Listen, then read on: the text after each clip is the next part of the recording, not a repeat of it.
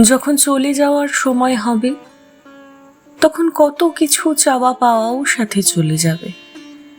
কত দুরন্ত অভিমান, প্রবল আবেগ, কত না বলা দুঃখ, পড়ে পাওয়া সুখ, সব কিছু একসাথে যাবে।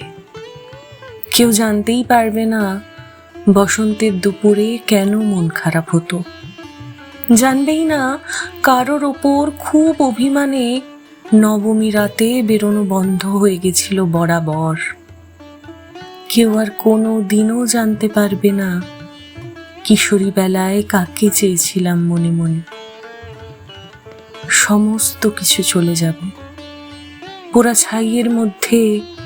কেউ কোনো দিন আর সে গল্পগুলো খুঁজে পাবে না।